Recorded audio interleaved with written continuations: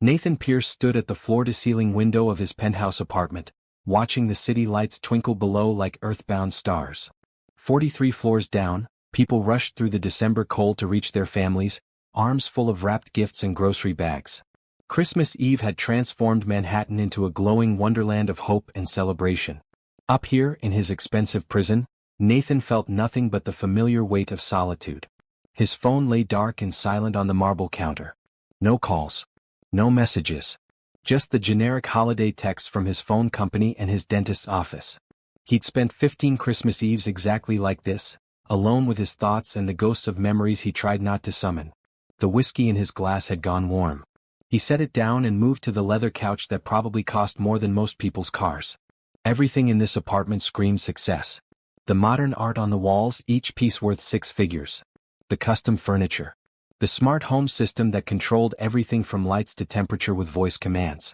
He'd built an empire from nothing, turned Pierce Technologies into a household name in software development. But tonight, staring at the empty spaces around him, Nathan wondered what any of it meant.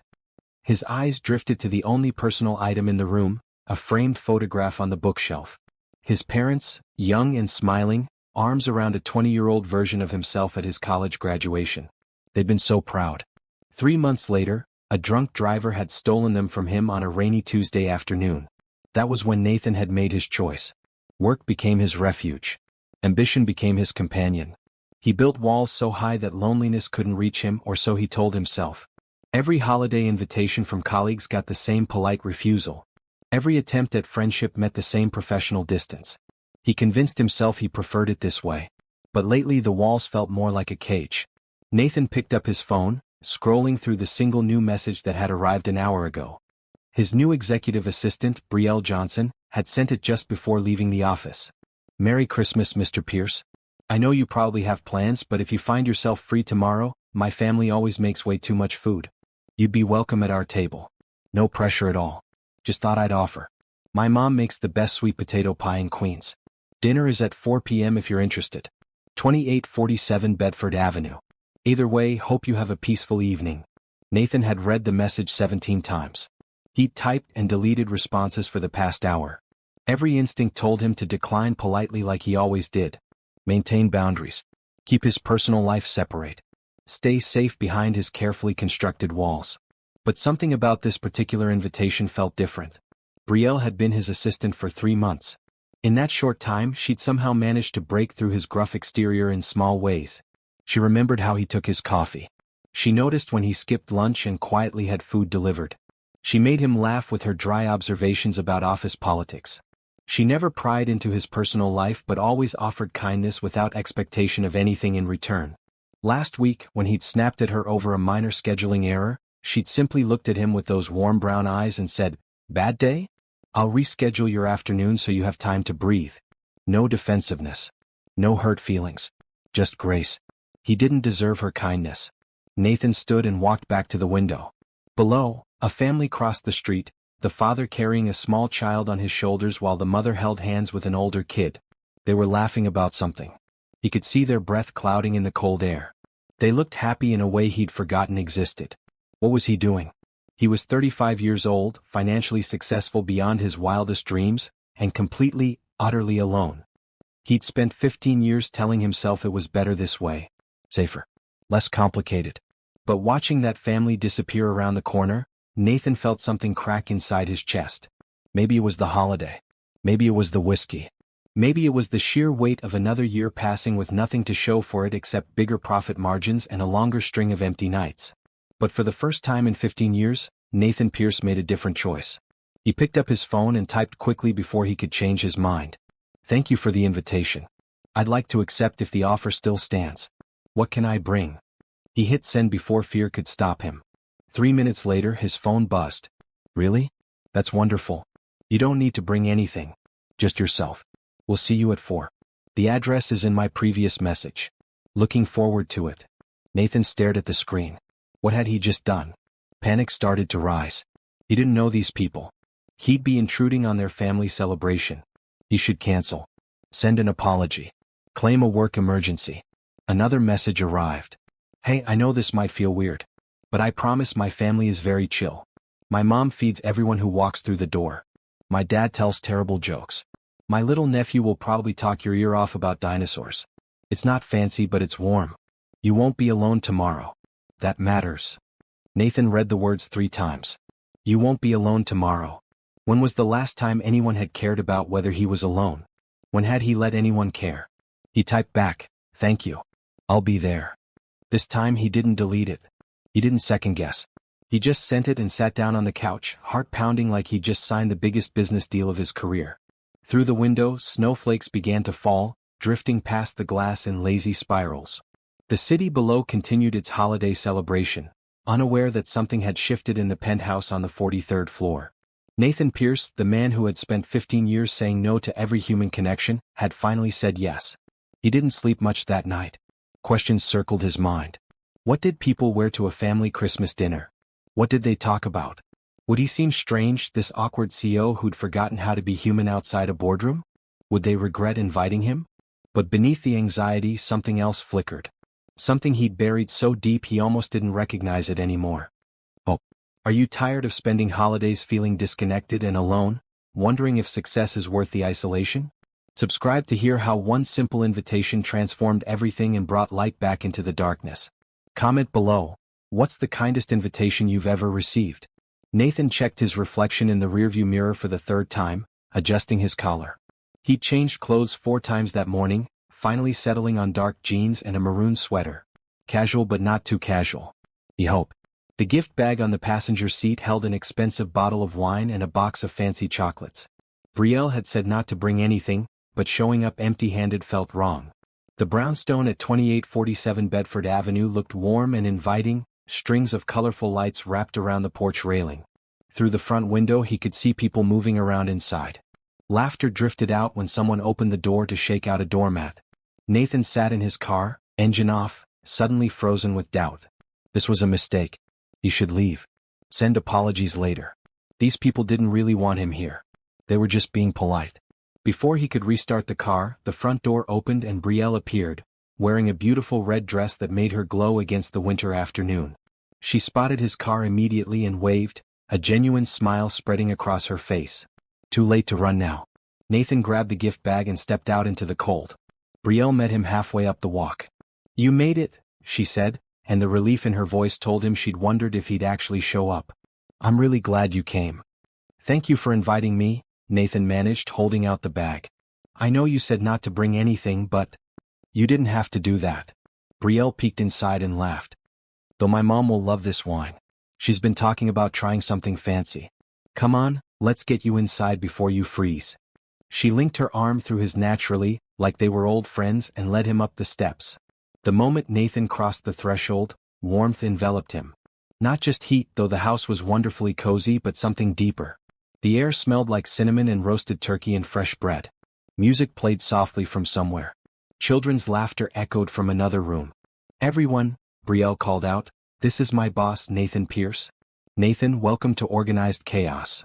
A woman who had to be Brielle's mother emerged from the kitchen, wiping her hands on an apron. She had the same warm brown eyes as her daughter, the same bright smile. She wore a deep blue dress and holiday earrings that sparkled. Mr. Pierce, we're so happy you could join us, Gloria Johnson said, pulling him into a hug before he could even offer a handshake. Brielle talks about you all the time. Any friend of my daughter's is family here. And please call me Gloria. Nathan, he said automatically. Thank you so much for having me. Oh honey, we always have room for one more. The more the merrier, that's what I say. Gloria took the gift bag from his hands and peeked inside. Now this is fancy. Raymond, come look at this wine Nathan brought. A tall man with salt and pepper hair and kind eyes appeared from the living room. Raymond Johnson had the solid, dependable look of someone who worked with his hands. He shook Nathan's hand firmly. Good to meet you, Nathan. Glad you could make it. Hope you're hungry because Gloria's been cooking since yesterday. Everything smells amazing, Nathan said honestly. Doesn't it? A younger woman bounced over, holding a toddler on her hip. I'm Tiffany, Brielle's best friend. This is my son, Jerome.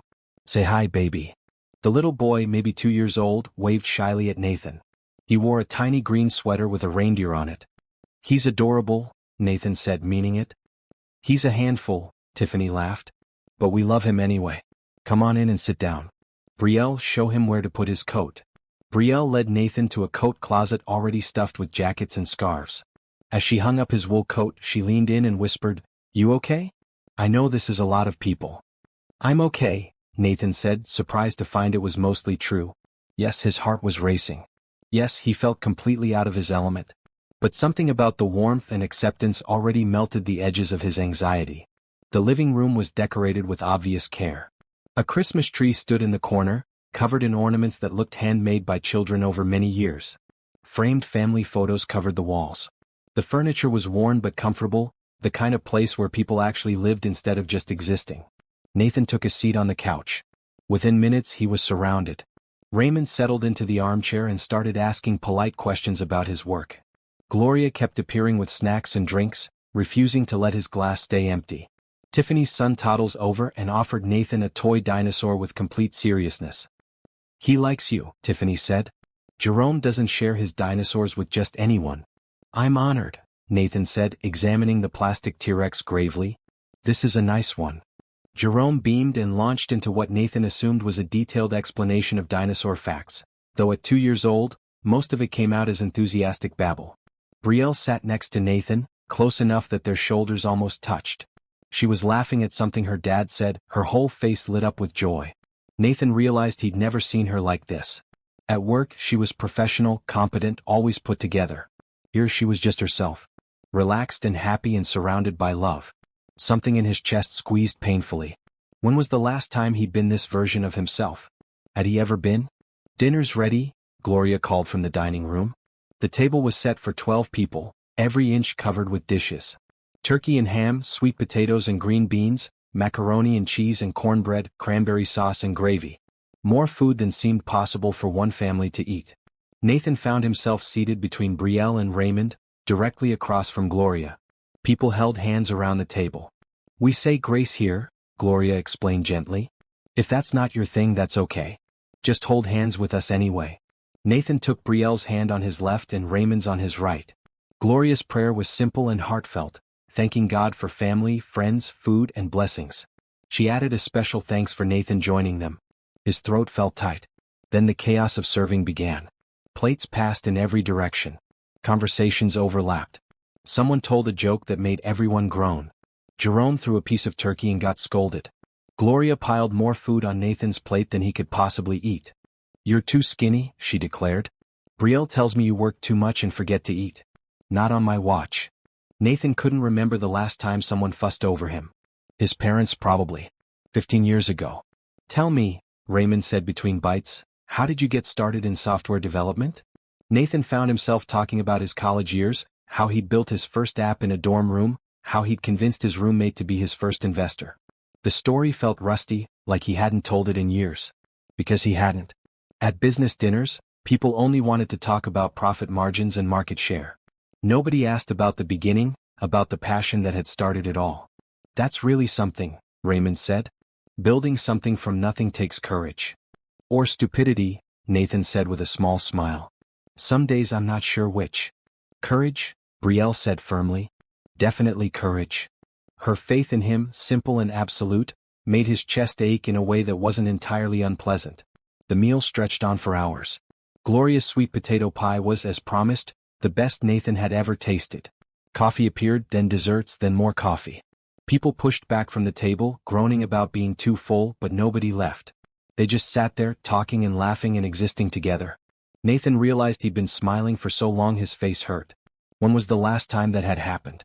As the afternoon faded into evening, Nathan helped clear the table despite Gloria's protests. In the kitchen, while he dried dishes and Brielle washed, she bumped his shoulder gently. "Thank you for coming," she said quietly. "I know this probably wasn't how you planned to spend your holiday." "I didn't have any plans," Nathan admitted. "I would have been alone. So thank you for this." "Really? Nobody should be alone on Christmas." Brielle handed him another plate. "I'm glad you said yes." "Me too." And he meant it with every fiber of his being. For the first time in 15 years, Nathan Pierce had spent Christmas with family. Not his family by blood, but family nonetheless. People who welcomed him without questions, who fed him and made him laugh and treated him like he belonged. When he finally left, stuffed with food and overwhelmed with emotions he couldn't name, Gloria hugged him again at the door. You come back anytime you hear? You're always welcome here. Thank you, Nathan managed. For everything. Brielle walked him to his car, the cold night air sharp and clean. Stars were visible despite the city lights. I'll see you at work on Monday, she said. Monday, Nathan agreed. Then on impulse he added, this was the best Christmas I've had in 15 years. Brielle's smile could have lit up the entire city. I'm really glad. Drive safe. Nathan drove home in a daze. His apartment felt even emptier than before, but somehow it didn't bother him as much. Something had shifted inside him. A crack in the walls he'd built so carefully. And through that crack, light was starting to seep in. The office felt different on Monday morning. Or maybe Nathan was different. He arrived early as always, but instead of diving straight into emails he found himself thinking about the weekend. About Gloria's warm hugs and Raymond's steady kindness. About little Jerome's dinosaur collection and Tiffany's infectious laughter. About Brielle in that red dress, smiling like she'd given him the greatest gift in the world.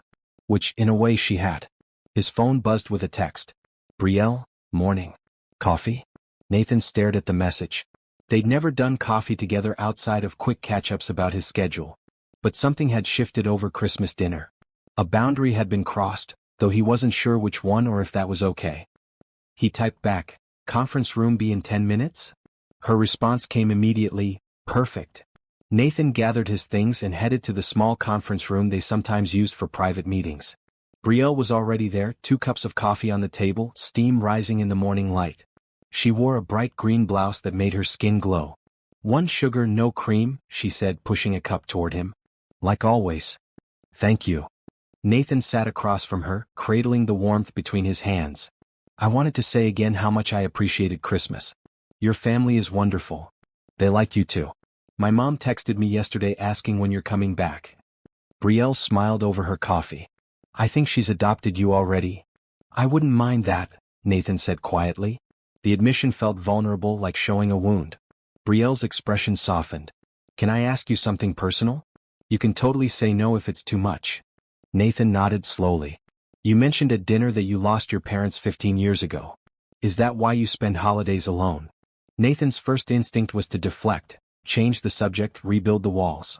But something in Brielle's gentle gaze made him want to be honest. They died in a car accident, he said. Right before Christmas, actually. A drunk driver ran a red light. My mom died instantly.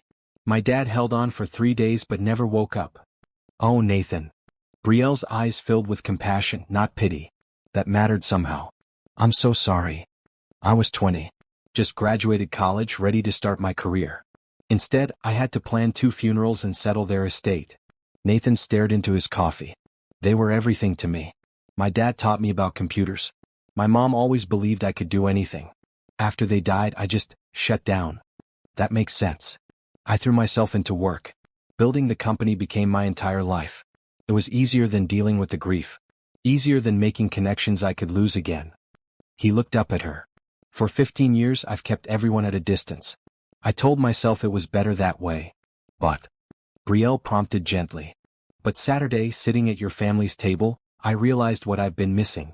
What I've been running from. Nathan's voice cracked slightly. I'm tired of being alone, Brielle. I'm tired of spending every holiday in an empty apartment. I'm tired of having no one who actually knows me. Brielle reached across the table and took his hand. The gesture was simple, friendly, but it anchored him. You don't have to be alone anymore, she said. If you don't want to be. They sat like that for a long moment, hands clasped, morning light filtering through the windows. Nathan felt something loosening in his chest. Some knot he'd been carrying for 15 years finally starting to unravel. Tell me about you, he said finally. I've talked your ear off. What's your story? Brielle laughed and pulled her hand back, wrapping it around her coffee cup. My story is a lot less dramatic. Small-town girl from a working-class family, determined to make something of herself. Tell me anyway. So she did. She told him about growing up in Queens, the youngest of 3 kids. About her father working construction and her mother cleaning houses to make ends meet. About dreaming of college but knowing her family couldn't afford it. I worked 3 jobs to get through, Brielle said. Waitressing during the day, cleaning offices at night, tutoring on weekends. It took me 6 years to finish a 4-year degree. But I did it. That's impressive. It was exhausting, Brielle corrected with a smile. But it taught me that hard work pays off. That's something my parents always emphasized. Nothing worth having comes easy. They sound wise. They are. I'm lucky to have them. She paused. What I really want to do is start a nonprofit. Something that helps young women from backgrounds like mine access education. Mentoring programs, scholarship assistance, that kind of thing. Nathan leaned forward. That's a great idea. Why haven't you done it? Money mostly. And time. And honestly, I'm not sure I know enough about running an organization. Brielle shrugged. It's a dream I keep in my back pocket. Dreams are meant to be chased, Nathan said. Not kept in pockets. Says the man who built an empire. Says the man who buried his dreams and work for 15 years and is just now realizing what he missed. Nathan met her eyes. Don't make my mistakes, Brielle. If you have a passion, pursue it. They talked until their coffee grew cold. About dreams and fears, successes and regrets. Nathan found himself sharing things he'd never told anyone. About his dad teaching him to code on an old computer in their garage. About his mom's laugh, loud and unashamed. About the weight of success when you have no one to share it with. Brielle listened without judgment, occasionally asking questions, always present and engaged. Nathan couldn't remember the last time someone had actually listened to him like this. At business meetings, people nodded while checking their phones. At networking events, everyone was too busy waiting for their turn to talk. But Brielle listened like his words mattered. Like he mattered. Can I tell you something? Brielle said after a while. When I first started working for you, I thought you were this cold, distant person. All business, no heart. But over the past few months, I've seen glimpses of someone different. Someone kind and thoughtful who just forgot how to let people in. That's pretty accurate, Nathan admitted. I'm glad you came to Christmas dinner. I'm glad you're letting yourself be human again. Me too. They were interrupted by Nathan's phone buzzing with meeting reminders. Reality intruded on their bubble. They both had work to do, schedules to keep. But as they stood to leave, Nathan touched Brielle's arm gently. Thank you, he said. For everything. For the invitation. For this conversation. For caring when you didn't have to. Of course I care, Brielle said simply. That's what friends do. Friends. The word felt foreign and wonderful at the same time. That week, Nathan found himself looking forward to mornings in a way he never had before. He started arriving earlier, knowing Brielle would be there by 7. They fell into a routine of coffee before the workday chaos began. Sometimes they talked about serious things. Sometimes they just laughed about office gossip or shared funny stories. Nathan felt himself changing. The walls he'd maintained for 15 years were crumbling, one conversation at a time. He started accepting lunch invitations from colleagues instead of eating alone at his desk. He made small talk with the security guard in the lobby. He even laughed at his CFO's terrible jokes during a board meeting. Gerald Thompson, his business partner and the company's COO, pulled him aside on Friday afternoon. What's going on with you? Gerald asked, but he was smiling. What do you mean? You've been different this week. Happier. More engaged. I haven't seen you like this in years. Gerald crossed his arms. Did something happen? Nathan hesitated, then decided to be honest. I spent Christmas with Brielle's family. It made me realize how isolated I've been. Brielle Johnson? Your assistant? Gerald's eyebrows shot up. That's unexpected. She invited me. I said yes. It was the best decision I've made in 15 years. Gerald studied him for a long moment. You're falling for her, aren't you? What? No. We're just... Nathan stopped. Was he? The thought sent panic and excitement through him in equal measure. It's not like that. If you say so. Gerald clapped him on the shoulder. But for what it's worth, whatever's making you happy, keep doing it. This version of Nathan is a lot better than the one who worked himself to death and pushed everyone away. That night, lying in his apartment that didn't feel quite so empty anymore, Nathan thought about Gerald's words. Was he falling for Brielle? She was beautiful, yes. Smart and capable and kind. But more than that, she made him feel seen. She'd looked past his walls and found the person he'd buried underneath. Could friendship turn into something more? Should it? Nathan didn't have answers. But for the first time in 15 years he was willing to ask the questions. And that felt like progress. January brought cold mornings and new routines.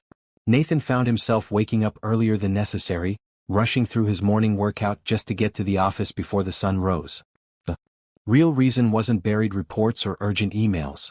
It was the standing coffee appointment he now had with Brielle. Conference Room B became their sanctuary, a quiet space before the office filled with noise and demands. Sometimes they talked about work. More often they didn't. Tell me something nobody knows about you, Brielle said one Monday morning, curled into her chair with her hands wrapped around a steaming mug. She wore a blue sweater that brought out the warmth in her eyes. Nathan had started noticing things like that. The way she tucked her hair behind her ear when she was thinking. How her smile started in her eyes before reaching her mouth. The sound of her laugh, bright and genuine. Nobody knows? Nathan considered. I wanted to be an architect. Before I got into software, I dreamed of designing buildings. Really? Why didn't you? Life happened. My parents died right when I was supposed to start graduate school in architecture. I had bills to pay, a funeral to cover. Software development was more practical, more lucrative. So I shelved the dream and never looked back.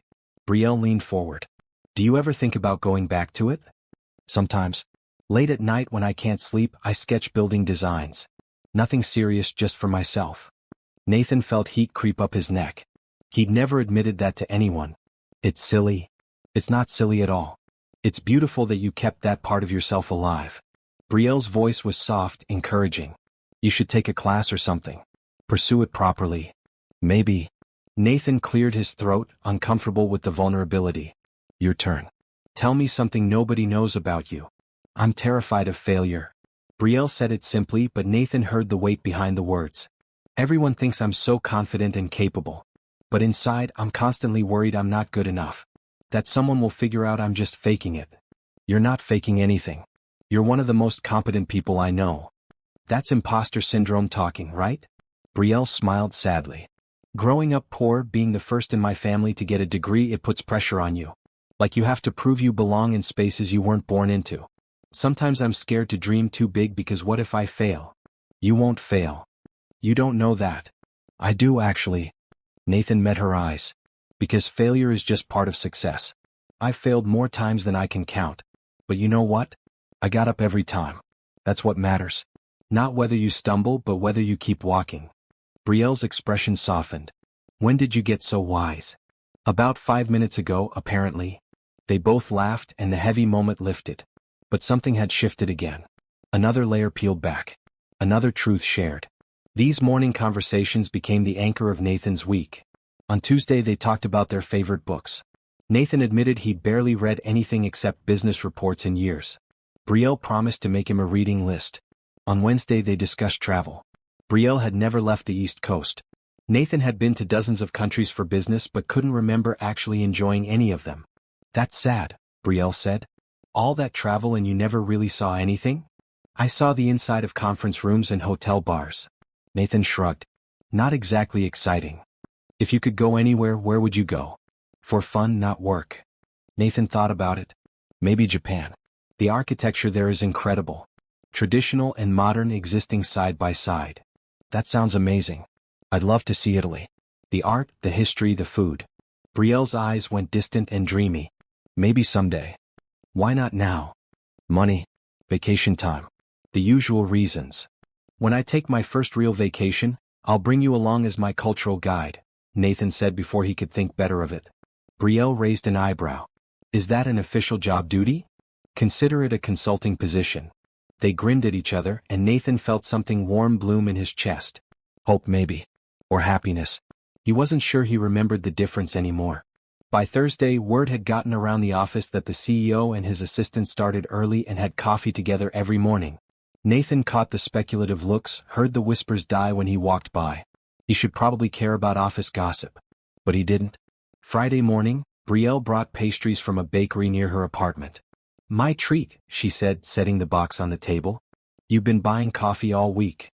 I don't mind. I know. But sharing goes both ways. Nathan took a chocolate croissant and bit into it. Flaky, buttery, perfect. This is dangerous. I could get used to this. That's the plan. Brielle selected a bear claw. Get you addicted to Friday pastries so you'll never cancel our coffee meetings. I would never cancel these anyway. The words came out more serious than he'd intended. Brielle met his eyes. Me neither. It's the best part of my week. The air between them felt charged suddenly, heavy with things unsaid. Nathan wanted to reach across the table, take her hand, tell her that she'd become the best part of his entire life, not just his week. But he couldn't. She was his employee. Crossing that line would be inappropriate, potentially harmful to her career. So he just smiled and said, "Mine too." The moment passed, but its residue lingered. That afternoon, Gerald cornered Nathan in his office. "We need to talk," Gerald said, closing the door. About? About the fact that you're in love with your assistant and everyone in the building knows it except maybe her. Nathan's heart stopped. "I'm not." "Don't?" Gerald held up a hand. "I've known you for 10 years. I've never seen you look at anyone the way you look at her. And before you panic, I'm not here to lecture you. I'm here as your friend." Nathan sank into his chair. "It's complicated. It always is." Gerald sat across from him. "Look, I get it. She works for you. There's a power dynamic. But Nathan, you're also a grown man who's been alone for 15 years. If you've found someone who makes you happy, don't let fear stop you. What if I ruin things? What if it affects her career? Then handle it properly. Promote someone else to be your assistant. Move her to a different department. There are ways to navigate this that don't put her in a difficult position." Gerald leaned forward. "But you can't keep dancing around it forever. Eventually, you need to be honest with her and with yourself." Nathan rubbed his face. "What if she doesn't feel the same way? That's a risk you take. But my guess? She feels the same way. I've seen how she looks at you too." After Gerald left, Nathan sat in his office for a long time, watching the city lights come on as darkness fell. Was he really this transparent? If Gerald noticed, who else had? More importantly, was Gerald right? Did Brielle feel something too, or was Nathan reading too much into friendly kindness? His phone buzzed with a text from Brielle. "You working late again? Don't forget to eat dinner." Nathan smiled despite himself. She always remembered, always checked in, always cared in small, consistent ways. He typed back, "Heading home soon. Thanks for the reminder." "Good. See you Monday for coffee? Wouldn't miss it." Nathan gathered his things and headed for the elevator. As he passed Brielle's now empty desk, he paused. A framed photo sat next to her computer. Her family at Christmas, everyone laughing. Nathan was in the picture too, slightly off to the side but included nonetheless. She'd gotten it printed and framed. He'd been included in someone's family portrait. After 15 years of isolation, that simple gesture felt monumental. Monday couldn't come fast enough. February arrived with bitter cold and a shift in the air. Not just weather, something deeper. Nathan felt it every time he was near Brielle. The space between them had grown charged like static electricity waiting to spark. "Art gallery this weekend?" Brielle suggested over Friday coffee. "There's an exhibition on contemporary architecture at the Museum of Modern Art. I thought of you when I saw it advertised." Nathan's chest warmed. She'd been thinking about him. "I'd love that. Saturday afternoon?" "Perfect. Meet there at 2. It's a date." Nathan froze the second the words left his mouth. "I mean, not a date. Just an appointment. A meeting." He fumbled for words. Brielle's smile was gentle, maybe a little amused. "I know what you mean. I'll see you Saturday at 2. But as she left his office, Nathan wondered if she did know what he meant. Or if maybe, just maybe, she'd caught the slip and didn't mind. Saturday was unseasonably warm for February, the kind of false spring that made people walk slower and smile at strangers. Nathan arrived at the museum 10 minutes early, nervous in a way he hadn't been since his first business pitch decades ago. Brielle showed up right on time, wrapped in a bright blue coat that made her stand out in the crowd. Her natural hair was pulled back with a colorful scarf, and she wore minimal makeup that highlighted rather than hid her features. She was beautiful in a way that made Nathan's breath catch. "Ready?" she asked, linking her arm through his like it was the most natural thing in the world. They spent 3 hours wandering through the exhibition. Nathan found himself talking more than he had in years, explaining the principles of different architectural styles, pointing out innovative design elements. Brielle listened intently, asking thoughtful questions, genuinely engaged. "You light up when you talk about this," she observed as they stood in front of a model of a sustainable housing complex. "Your whole face changes." "I forgot how much I love it," Nathan admitted. "Thanks for bringing me here. Thanks for sharing it with me." After the museum, they grabbed coffee at a small shop nearby. The conversation flowed easily, jumping from topic to topic with the comfort of old friends. Nathan told stories about his early business failures. Brielle shared memories of her college struggles. They laughed until their sides hurt at a particularly embarrassing story about Nathan trying to pitch his first investor while severely sleep-deprived. "I'm pretty sure I called him by the wrong name 3 times, Nathan said, wiping tears from his eyes. "Looking back, I'm amazed he gave me money at all." "He saw your passion," Brielle said. That's what people invest in. Not polished pitches. Real belief. As the sun set and the coffee shop prepared to close, Nathan walked Brielle to the subway. She lived in Queens, he lived in Manhattan. Different worlds that had somehow found overlap. This was really nice, Brielle said at the top of the subway stairs. We should do it again. How about next weekend? There's a new photography exhibition at the Whitney. You like photography? I like spending time with you, Nathan said honestly. The exhibitions are just an excuse. Brielle's smile could have lit the darkening street. Then yes. Next Saturday. She hugged him before disappearing down the stairs, and Nathan stood there for several minutes after she'd gone, breathing in the lingering scent of her perfume and wondering when exactly his life had turned into something worth living. The next few weeks fell into a pattern. Coffee every morning before work. Lunch together when schedules allowed. Weekend outings to museums, galleries, quirky restaurants in neighborhoods neither of them had explored. Nathan felt like he was seeing New York City for the first time, experiencing it through Brielle's fresh perspective instead of his jaded businessman view. At work, people definitely noticed. Nathan caught knowing looks, heard the whispers. Even his executive team commented during a meeting. The boss is in a good mood these days, his CFO said with a grin. We should bottle whatever's causing it. Nathan didn't bother denying it. Why should he? For the first time in 15 years he was happy. Really, genuinely happy. If people wanted to gossip about that, let them. But with the happiness came complications. One afternoon in early March, Nathan found himself staring at Brielle's desk from his office window. She was on the phone, laughing at something the caller said. A young programmer from the development team stopped by her desk, clearly flirting. He leaned too close, touched her arm too familiarly.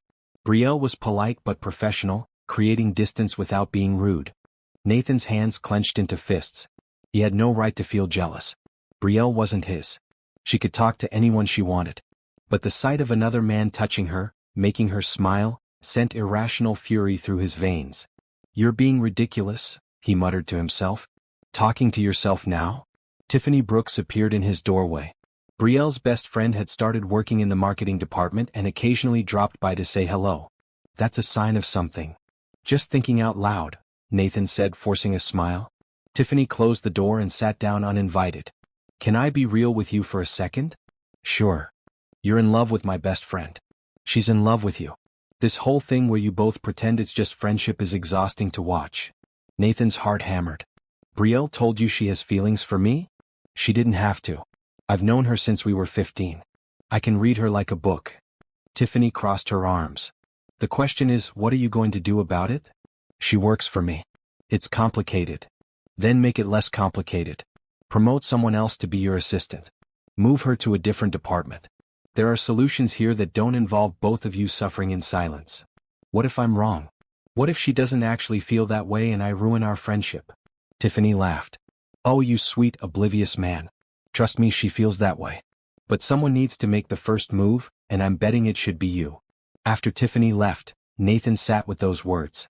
Someone needs to make the first move. Could he do that? After 15 years of keeping everyone at arm's length, could he risk his heart? That weekend, Nathan and Brielle walked through Central Park. Spring was finally arriving for real this time. Trees budded with new leaves. Flowers pushed through the cold earth. Couples sat on benches holding hands, children chased each other on the grass, the whole world felt renewed. I've been thinking, Nathan said as they walked along a path lined with cherry blossoms just starting to bloom. About what you said months ago. About your dream of starting a nonprofit. Oh. Brielle looked up at him. What if I helped you make it happen? Not just advice but real support. Funding, connections, resources. Brielle stopped walking.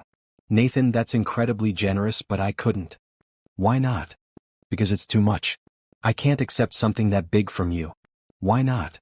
Nathan repeated, turning to face her fully. I have money I don't need. You have a dream that could change lives. Why not put them together? Because. Brielle struggled for words. Because then I'd owe you something huge. You wouldn't owe me anything. This would be an investment in something I believe in. An investment in you. Nathan took her hand, the touch sending electricity up his arm. Brielle, watching you light up when you talk about helping young women succeed is one of my favorite things. Let me help make it real. Tears welled in her eyes. Why are you so good to me? Because you're important to me. Nathan's voice dropped lower. More important than I probably should admit. The moment stretched between them, heavy with possibility. Brielle's hand was warm in his. Her eyes searched his face like she was looking for something specific. Nathan wanted to kiss her so badly it hurt, but fear held him back. "Okay," Brielle whispered finally. "I'll accept your help. But only if you let me be part of the planning, not just a recipient of charity. Deal?" Full partnership. They sealed it with a handshake that lasted too long and felt too intimate. As they continued walking, neither mentioned how they'd held hands for several minutes after.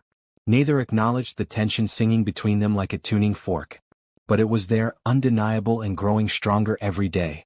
That night, lying in bed, Nathan made a decision. He couldn't keep dancing around this forever. Gerald was right. Tiffany was right.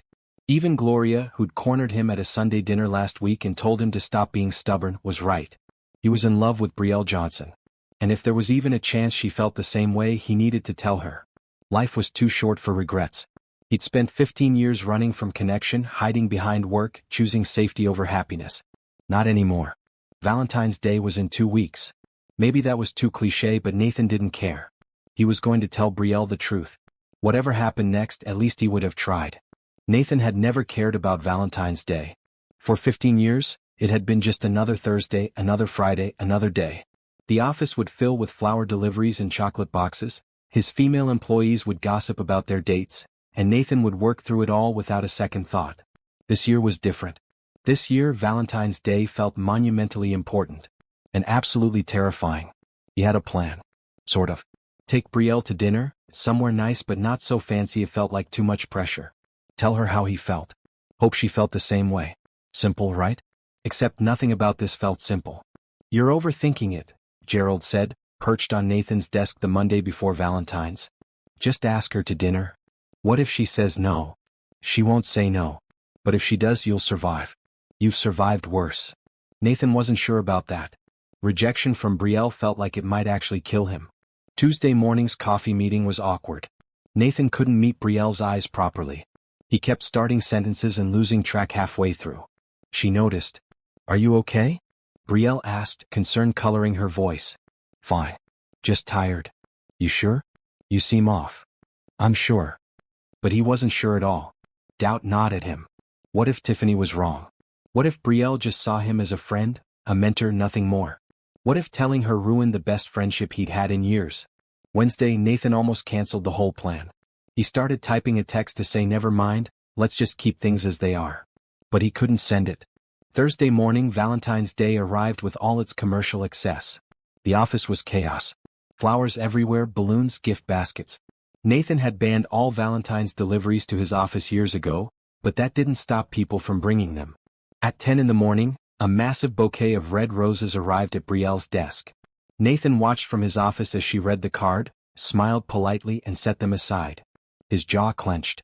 Who sent her flowers? The young programmer from a few weeks ago appeared at her desk, grinning hopefully. "Did you get them?" "I wasn't sure what kind of flowers you liked, so I went with classic roses." "They're lovely, thank you," Brielle said. "But Trevor, I appreciate the gesture, I really do, but I can't accept these." "Why not?" "I thought maybe we could grab dinner tonight. There's this new Italian place." "I'm sorry, but I'm not interested in dating anyone from work. Company policy and all."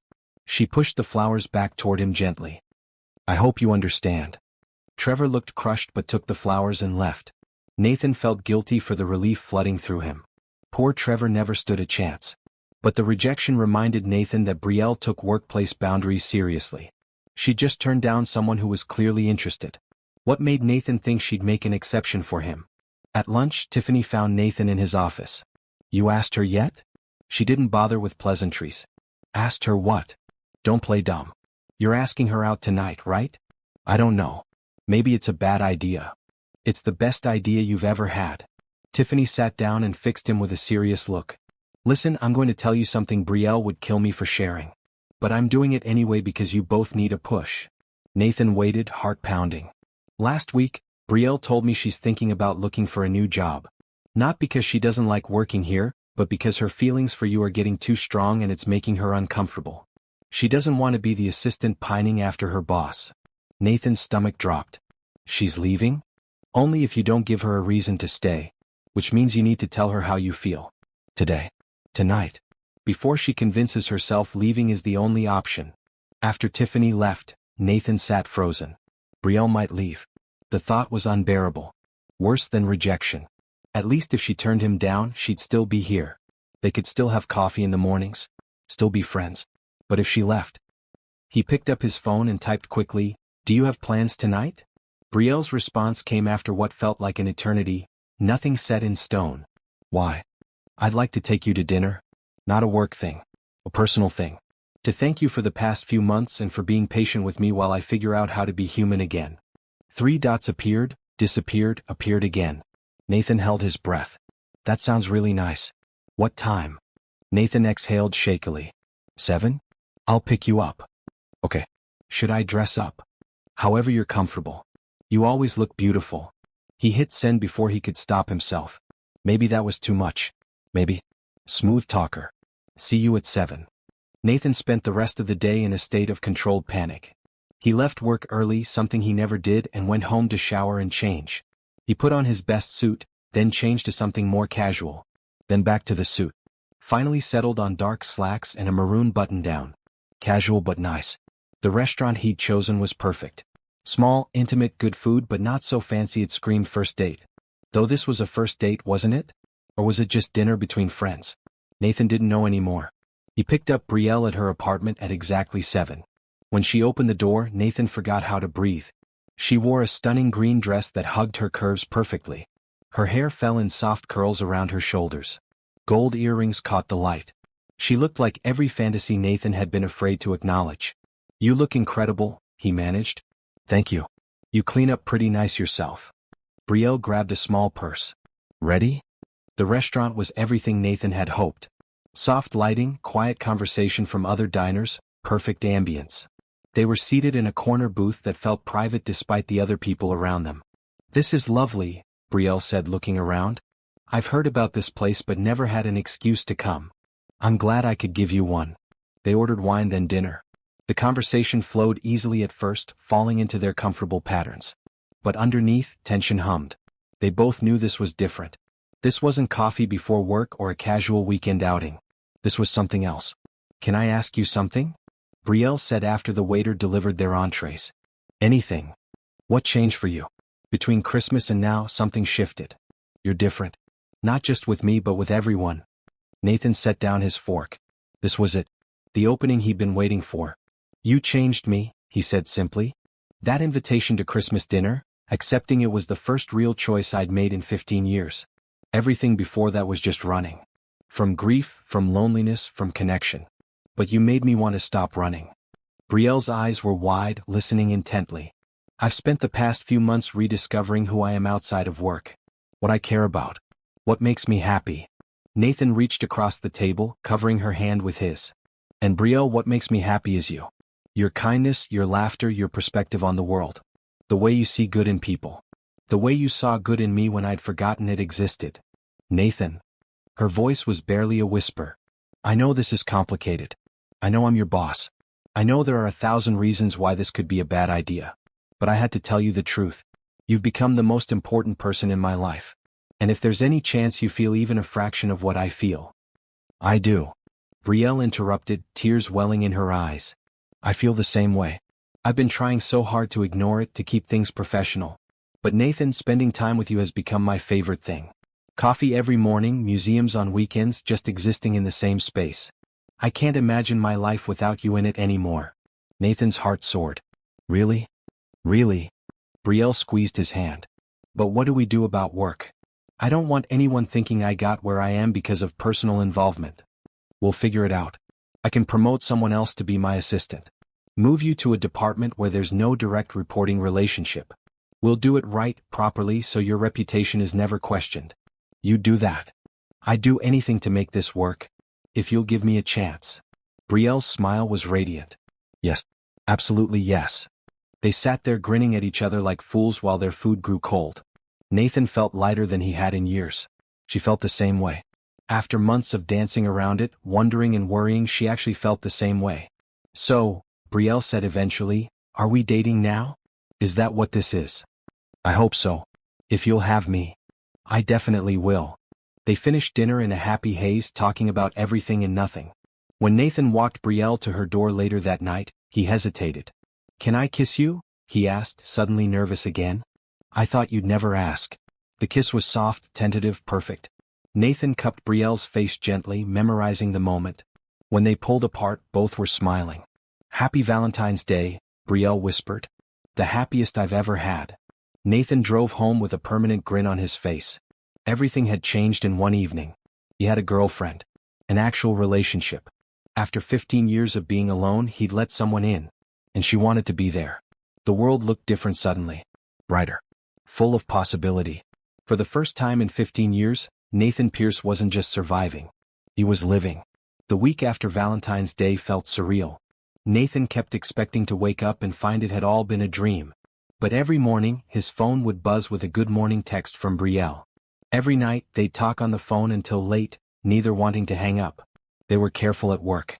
No public displays of affection, no obvious changes in behavior. But Nathan caught himself smiling at random moments, unable to contain the happiness bubbling inside him.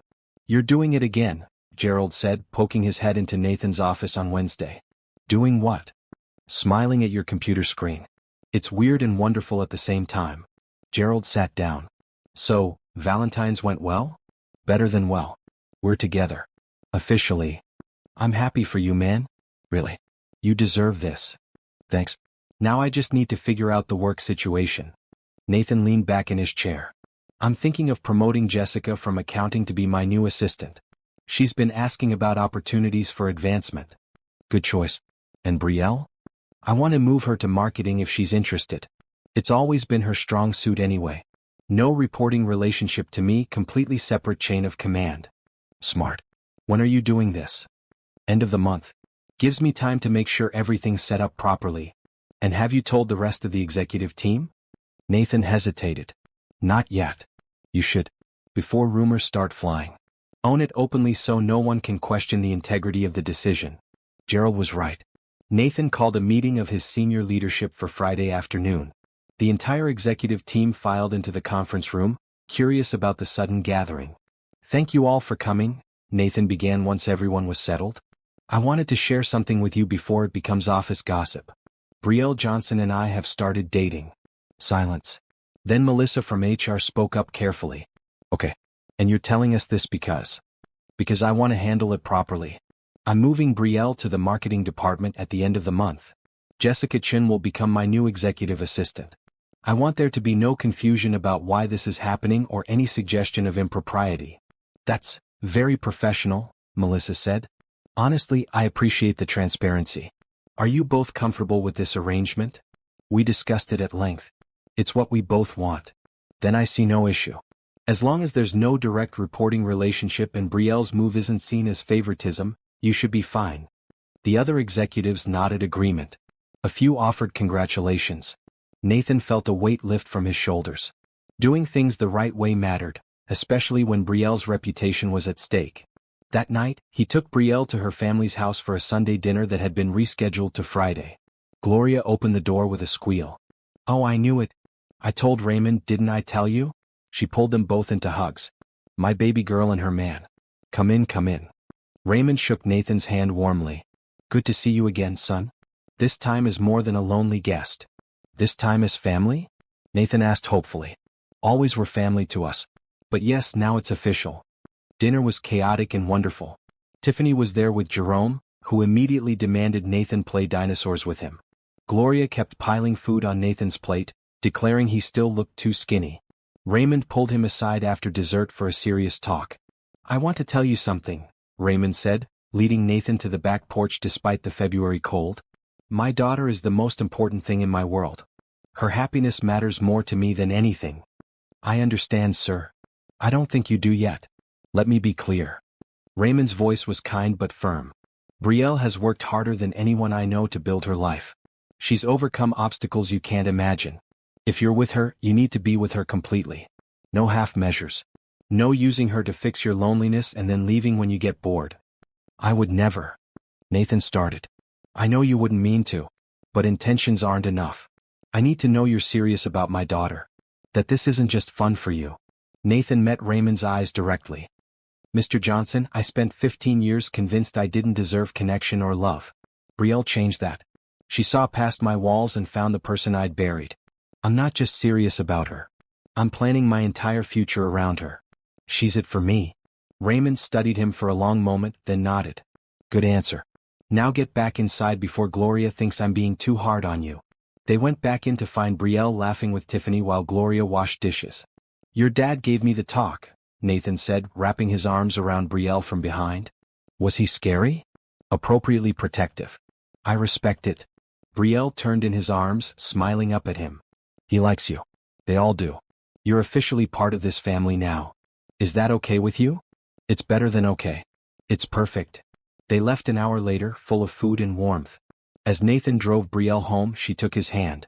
Can I ask you something? Always. Have you thought about what comes next for us? Long term, I mean. Nathan's heart picked up speed. All the time. What about you? I think about it too. About building something real with you. Not rushing but moving forward together. I'd like that. A lot. They sat outside Brielle's apartment for another hour, talking about dreams and futures. About the nonprofit they'd start together. About Nathan taking architecture classes. About traveling to all the places neither had really seen. About building a life that mattered beyond work and success. I should go inside, Brielle said finally, though she made no move to leave. You should, Nathan agreed, not letting go of her hand. Walk me up. At her door, they kissed until Brielle's neighbor walked by and cleared his throat pointedly. They both laughed, slightly embarrassed. Good night, Brielle whispered. Good night. I'll call you tomorrow. You always do. Nathan drove home in a daze of happiness. His apartment didn't feel empty anymore. Not because anything physical had changed, but because now it was just a place he slept. His real home, his real life was wherever Brielle was. The next week flew by in a blur of work and stolen moments. Nathan and Brielle kept things professional in the office, but they talked constantly outside of it. Phone calls that lasted hours. Text messages throughout the day. Dinner together most nights, sometimes at restaurants, more often at one of their apartments with takeout and Netflix. Nathan met more of Brielle's extended family at a big Sunday dinner. Cousins and aunts and uncles, all welcoming him with open arms. He'd never had a large family, and the chaos was overwhelming in the best way. At the end of March, the transition at work happened smoothly. Jessica took over as Nathan's assistant. Brielle moved to marketing. No drama, no complications. Brielle thrived in her new role, pitching creative ideas and collaborating with her new team. You look happy, Nathan said one evening as they walked through Central Park. Spring had finally arrived for real, trees blooming, flowers everywhere. I'm happy. This job fits me better. And not working directly for you takes away any weird power dynamic. I'm glad. They sat on a bench overlooking the pond, watching ducks swim by. The sun was setting, painting the sky in shades of pink and orange. Nathan put his arm around Brielle, pulling her close. I want to tell you something, he said. Okay. I love you. Brielle's breath caught. She turned to look at him, eyes shining. You do. I do. I'm completely in love with you. Have been for a while, probably. But I wanted to be sure before I said it. And I'm sure. I love you too, Brielle said, tears streaming down her cheeks. So much. I didn't want to say it first in case it scared you away. Nothing could scare me away. Not anymore. You're stuck with me. They kissed as the sun set and the city lights began to twinkle on around them. Nathan felt complete in a way he never had before. This was what life was supposed to feel like. Connected, purposeful, full of love. Over the next few months, their relationship deepened. Nathan started therapy properly, working through his grief and the 15 years of isolation he'd imposed on himself. Brielle was patient and supportive, giving him space when he needed it but always being there when he didn't. Together, they laid the groundwork for her nonprofit. Nathan provided seed funding and business expertise, but Brielle led every decision. They found office space, hired a small staff, developed programs. The organization, called Elevate Her, launched in early summer with a mission to help young women from low-income backgrounds access higher education. Nathan also enrolled in architecture classes at a local college, something he'd dreamed of for years but never pursued. Brielle made him promise to show her every sketch, every design. They traveled together too. A long weekend in Boston. A week in California. Nothing extravagant, but it was theirs. They explored new places and made new memories, slowly replacing Nathan's years of loneliness with a lifetime of joy. By August, Nathan realized he couldn't imagine his life without Brielle in it. Not just for a few more months or years. Forever. He started looking at rings. September brought cooler air and new possibilities. Elevate Her officially opened its doors, welcoming its first class of ments. 20 young women from across New York, all hungry for opportunities and support. Brielle practically glowed with pride at the opening ceremony. Nathan stood at the back of the room, watching her give a speech about second chances and believing in yourself. She wore a bright red blazer, commanding the room with natural confidence. This was her dream realized, and he'd been lucky enough to help. She's something special, a voice said beside him. An older woman with gray hair and intelligent eyes stood there, also watching Brielle. She is, Nathan agreed. Are you the boyfriend? The woman held out her hand. I'm Dr. Patricia Wells. I'm on the advisory board. Brielle talks about you constantly. Nathan Pierce. Good things, I hope. Very good things. She credits you with making this possible. She's giving me too much credit. This is all her vision and hard work. Dr. Wells smiled knowingly. That's what she says about you. You make quite a pair. After the ceremony, Nathan took Brielle to dinner to celebrate. She couldn't stop talking about the girls they'd enrolled, their stories, their potential. Did you hear Kiana's goals? She wants to be a civil engineer. And Imani, she's interested in medicine. Nathan, we're changing lives. You're changing lives. I'm just helping fund it. Don't diminish your role. I couldn't have done this without your support, both financial and emotional. Brielle reached across the table to take his hand. Thank you. For believing in me. For pushing me to pursue this dream. Thank you for letting me be part of it. That night, as Nathan lay in bed, he thought about the ring he'd picked up from the jeweler earlier that week. A simple diamond, elegant but not ostentatious. He'd had it resized to fit Brielle perfectly, having sneaked one of her rings to the jeweler weeks ago. The question now was when to propose. How to propose. Where? He wanted it to be perfect. Meaningful. Something that captured everything they meant to each other. The answer came to him suddenly. Christmas. 1 year after that first invitation that had changed everything. It would be perfect. Which meant he had 3 months to plan. In October, Nathan's architecture instructor invited students to submit designs for a community center competition. Nathan hesitated, unsure if he was ready to put his work out there. But Brielle encouraged him. You've been working so hard. Your designs are beautiful. Enter the competition. What if I don't win? Then you don't win. But at least you tried. That's what matters. Nathan submitted his design, a sustainable community center with lots of natural light and flexible spaces. 2 weeks later he got the call. He'd won second place. Second place. Brielle shrieked when he told her, jumping into his arms. That's amazing. I'm so proud of you. It's just second place. It's validation that your talent is real. That pursuing this dream was the right choice. She kissed him hard. We're celebrating. Right now. Let's go somewhere special. They ended up at the same restaurant from their first date, sitting in the same corner booth. Everything had changed since that nervous Valentine's dinner. They were comfortable now, secure in their relationship. But the magic hadn't faded. If anything, it had grown stronger. I've been thinking, Brielle said over dessert. About us. About the future. She looked nervous suddenly. I know we haven't been together that long. Just 8 months. But Nathan, I can't imagine my life without you now. And I was wondering if you'd ever thought about moving in together. Nathan's heart swelled. I think about it all the time. Really? Really? I was actually planning to bring it up myself. My place or yours? They spent the next hour debating the logistics. Nathan's penthouse was bigger and nicer, but Brielle loved her neighborhood in Queens. Eventually they decided to look for something new together. A place that was theirs, not his or hers, but theirs. By November they'd found a perfect apartment in Brooklyn. Spacious enough for both of them, with a home office for Brielle's nonprofit work and a room Nathan could convert to a design studio. They signed the lease and spent weekends moving boxes and arguing playfully about furniture placement. The couch goes against that wall, Brielle insisted. But the light is better by the window. It's my couch. I get to decide. Fine. But I'm picking where the TV goes.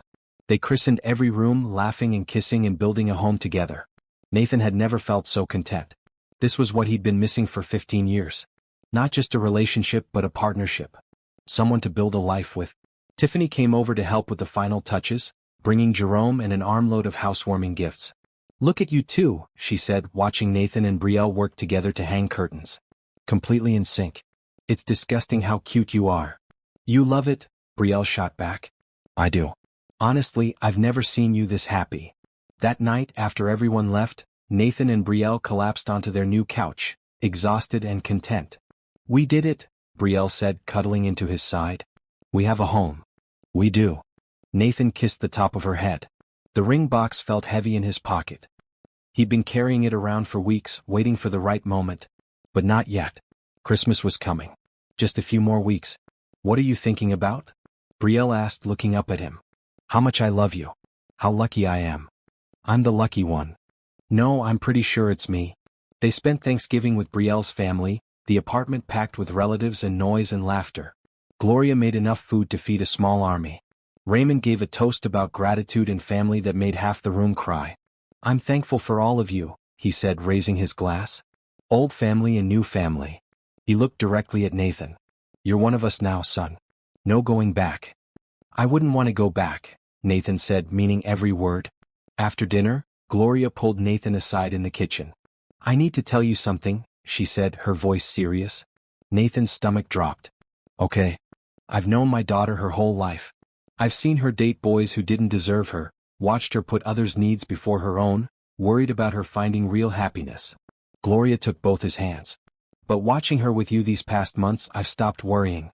You're good for each other. You balance each other. And I can see in your eyes how much you love her. I do love her. More than anything. I know. Which is why I'm giving you this. Gloria pressed something into his hand. A small velvet pouch. This was my mother's ring. She gave it to me when I married Raymond.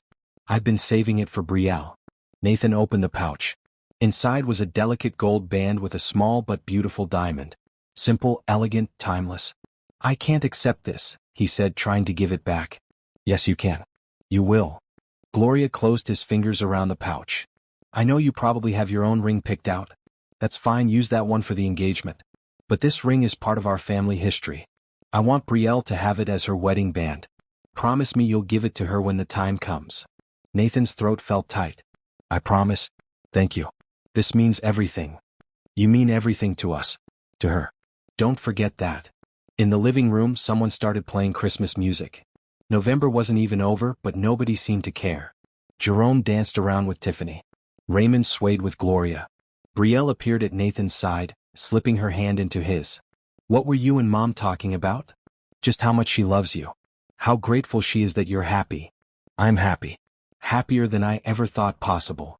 Brielle leaned her head against his shoulder. Thank you for giving me this life. Thank you for inviting me into yours.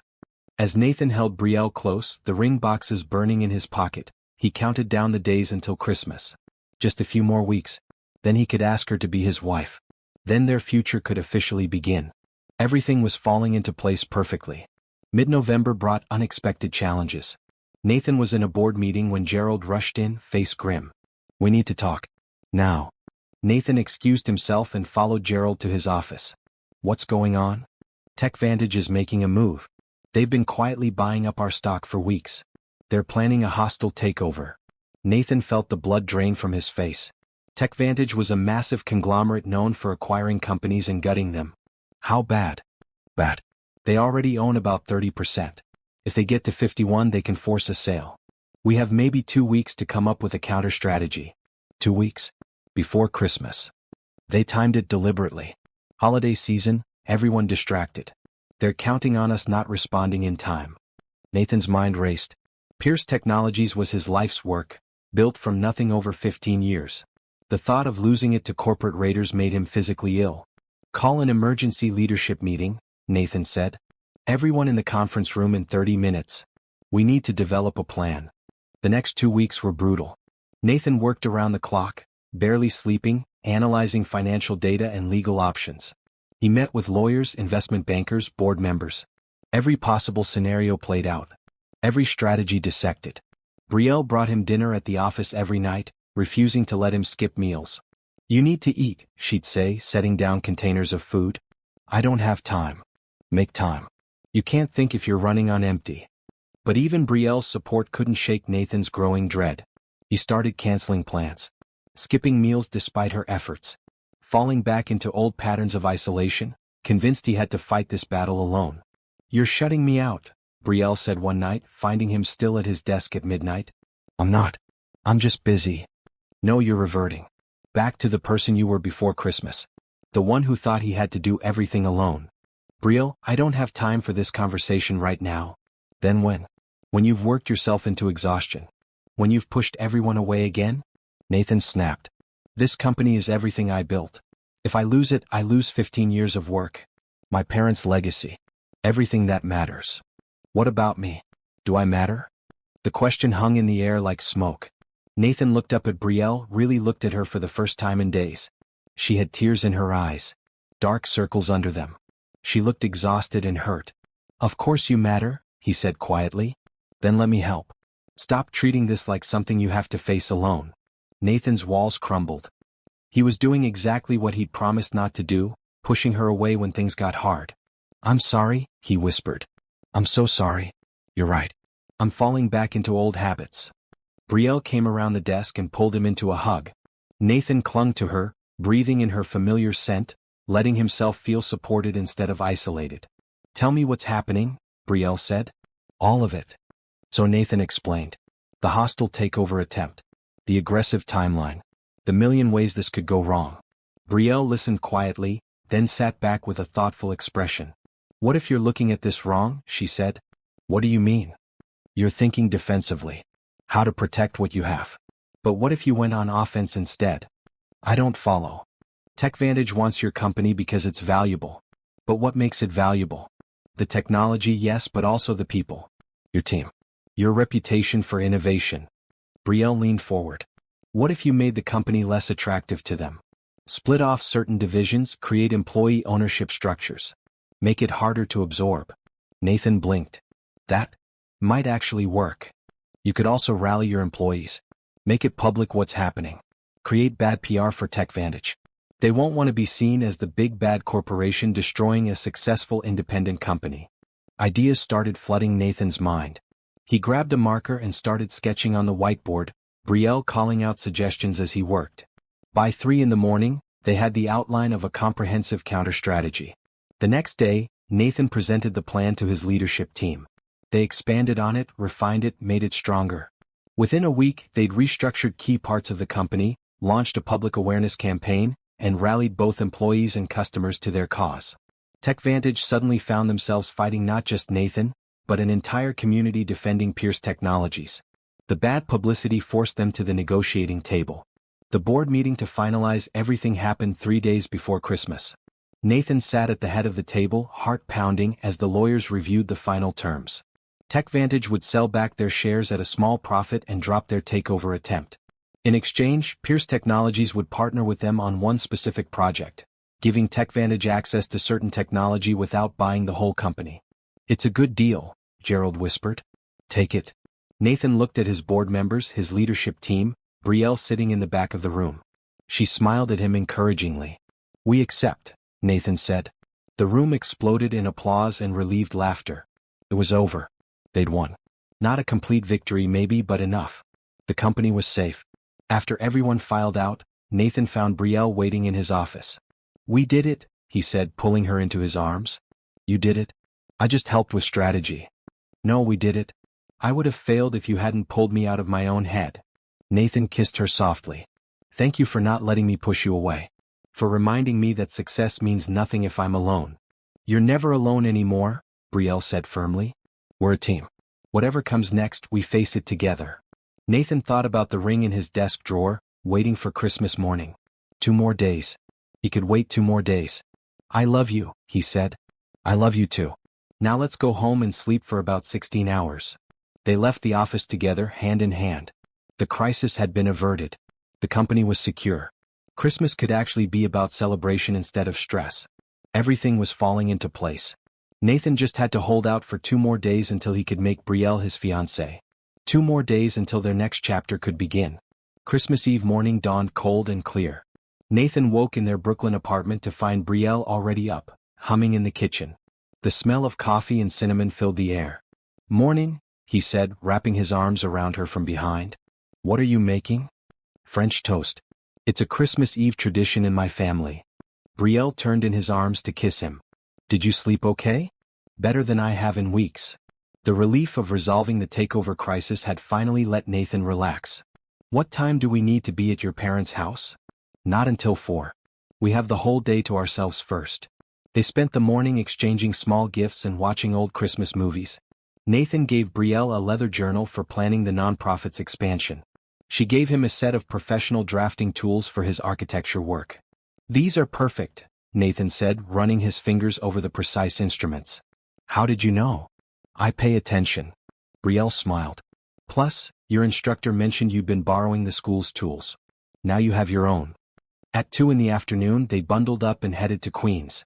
The same brownstone from a year ago, still wrapped in colorful lights. But this time Nathan wasn't nervous. This time he was family. Gloria answered the door with her usual enthusiastic hug. My babies are here. Come in, come in. Brielle, I need help with the mac and cheese. Nathan, Raymond wants you in the living room. They split up, Brielle heading to the kitchen while Nathan found Raymond watching football with a few uncles and cousins. Nathan. Raymond waved him over. Glad you're here. We're getting destroyed by the Cowboys. Nathan settled onto the couch, accepting a beer from Brielle's Uncle James. The conversation flowed easily. Sports, work, family gossip. Nathan felt completely comfortable, like he'd always been part of this group. Around the house, everyone was in bright spirits. Tiffany arrived with Jerome, who'd grown even more talkative and insistent that Nathan play with him immediately. Cousins and aunts and uncles streamed in, each bringing more food and laughter. At 4, Gloria called everyone to dinner. The table was even more crowded than last year, extra chairs squeezed in wherever they'd fit. Nathan found himself between Brielle and her cousin Maria, directly across from Gloria and Raymond. Before we eat, Gloria said, standing with her hands raised for quiet, I want to say something. This year has been special for our family. We've added new members, celebrated big achievements, supported each other through challenges. I'm grateful for every person at this table. Hear, hear, several people echoed. Gloria continued, her eyes finding Nathan and Brielle. Some additions to our family have been particularly wonderful. Nathan, when Brielle brought you here last year, I saw a man who'd forgotten what family felt like. But this year, watching you and my daughter build a life together, I see a man who's found his home. You're our son now in every way that matters. Nathan's throat tightened. Around the table, people nodded and smiled at him. Thank you, he managed. You've given me more than I can ever repay. Love isn't about repayment, Raymond said. It's about showing up. And you've shown up. They held hands around the table for grace. Gloria's prayer was heartfelt and beautiful, thanking God for blessings, family, love, and second chances. When she finished, the chaos of passing dishes began.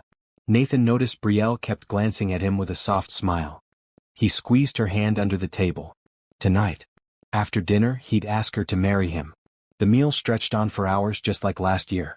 Too much food, too much laughter, too many people talking over each other in the best possible way. Nathan participated fully, telling stories and listening to others, completely present in the moment. After dessert, as people pushed back from the table groaning about being too full, Gloria started orchestrating cleanup. Nathan helped clear dishes, earning approval from several aunts who declared he was properly trained. In the kitchen, while Brielle was loading the dishwasher, Gloria caught Nathan's eye and nodded toward the back porch. He followed her outside into the cold evening air. You're going to ask her tonight, aren't you? Gloria said without preamble. Nathan pulled out the ring box from his pocket. How did you know? A mother knows. Plus, you've been fidgeting all evening. Gloria smiled. Do you want to do it here? In front of everyone? If that's okay. This is where everything started. It feels right. It's perfect. Raymond and I will get everyone into the living room after cleanup. When I call you both in, that's your moment. Thank you. For everything. Not just tonight but all year. Gloria hugged him tightly. You've made my daughter happier than I've ever seen her. That's all any mother wants. They went back inside to find cleanup nearly finished. Gloria started herding everyone toward the living room, insisting they needed to take family photos. Nathan hung back with Raymond, who gave him an approving nod. Ready? Raymond asked quietly. Terrified. Good. That means it matters. Raymond clapped his shoulder. She'll say yes. I'd bet my life on it. In the living room, the family gathered.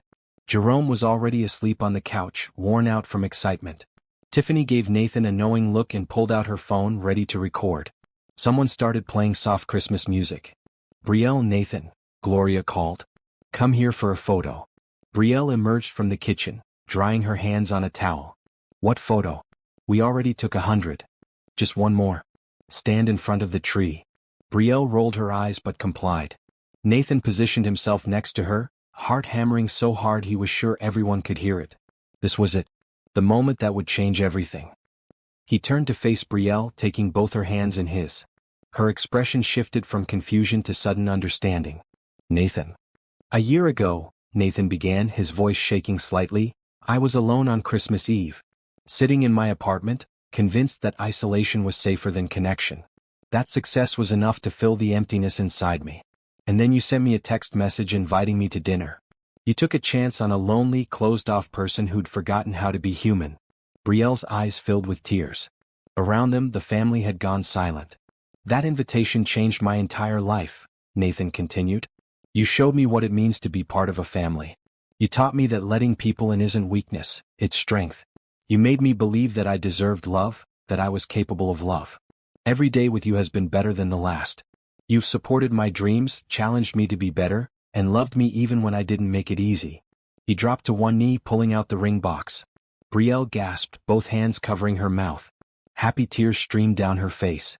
"Brielle Johnson, you saved me from a life of loneliness. You brought light into my darkness.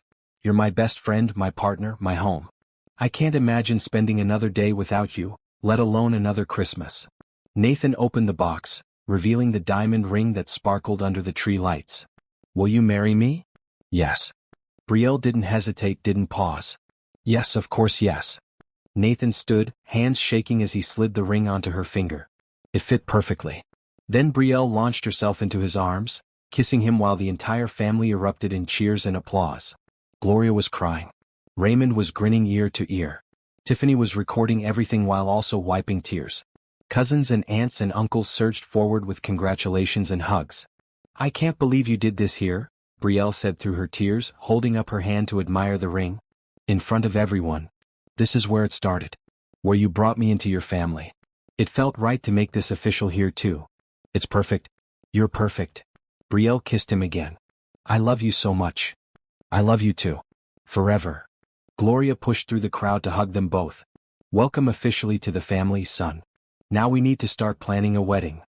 The rest of the evening was a blur of celebration. More photos, more tears, more laughter. Brielle called her siblings who weren't there. Nathan called Gerald, who answered on the first ring. "Did you do it?"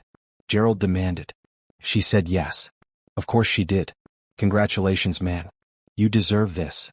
Hours later, as guests started leaving and the house quieted down, Nathan and Brielle sat on the couch. Brielle couldn't stop looking at her ring, turning her hand to catch the light.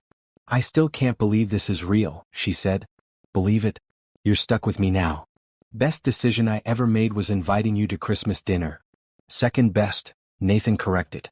"Best decision was saying yes just now." They sat in comfortable silence, watching the Christmas tree lights twinkle. Outside, snow had started falling, covering the city in white. It was late, almost midnight. Almost Christmas Day. "You know what's funny?" Brielle said. "Last Christmas I invited you because I felt bad imagining anyone alone on the holiday. I had no idea it would lead to this. I had no idea that one simple yes would change my entire life. But it did. You did. We both did. Together." Nathan thought about the past year. About morning coffees and museum visits. About learning to let people in. About building a nonprofit and taking architecture classes. About falling in love slowly then all at once. About creating a home, a life, a future. 15 years he'd spent alone, convinced he didn't need anyone. One invitation had shattered that illusion. One brave, kind woman had seen past his walls and decided he was worth saving. Have you found your person? The one who sees past your walls to the real you? Subscribe to see how kindness, hope, and love can transform everything. Comment below with your own second chance love story. What are you thinking about? Brielle asked, snuggling closer. How grateful I am. How lucky I am. How I'm never spending another Christmas alone. You won't. I promise. From now on, every Christmas is ours. Every Christmas, every birthday, every random Tuesday, Nathan agreed. All of it.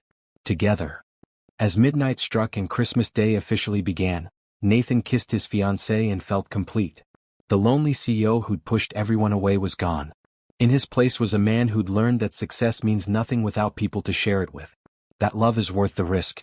That sometimes accepting one simple invitation can change everything. Outside, the snow continued to fall. Inside, surrounded by the warmth of family and the promise of forever, Nathan Pierce celebrated his second Christmas that mattered. The first had opened the door. This one sealed his future. He'd never been happier in his entire life. And it had all started with 3 simple words from Brielle: dinner at my place.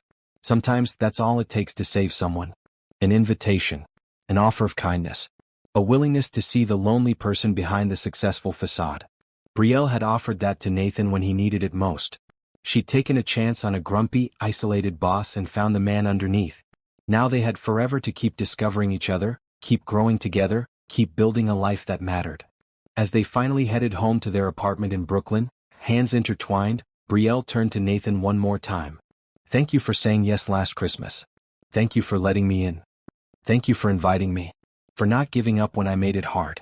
For loving me into life. They drove through the snowy streets, the city transformed into a winter wonderland. In their apartment, they curled up together on the couch, too wired from excitement to sleep. We're getting married, Brielle said like she still couldn't quite believe it. We're getting married, Nathan confirmed. Any regrets? Not even one. You. My only regret is spending 15 years without you. But we have the rest of our lives to make up for it. That's a good way to look at it. They stayed up until dawn talking about wedding plans and future dreams. About the life they'd build together.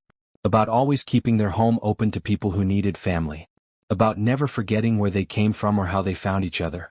As the sun rose on Christmas morning, painting the sky in shades of pink and gold, Nathan held Brielle close and made a silent promise. He'd never take this for granted. Never forget the gift she'd given him. Never stop being grateful for that one brave invitation that had saved his life. He'd learned the most important lesson, that kindness, hope, and love really do change everything. That accepting help isn't weakness, it's wisdom. That the happiest endings come from the courage to say yes when someone offers their hand. Nathan Pierce had spent 15 Christmases alone. He'd never spend another one that way. Because he'd finally learned what home meant. Not a place but a person. And that person was Brielle now and forever. The story that began with loneliness ended with love. And that made all the difference.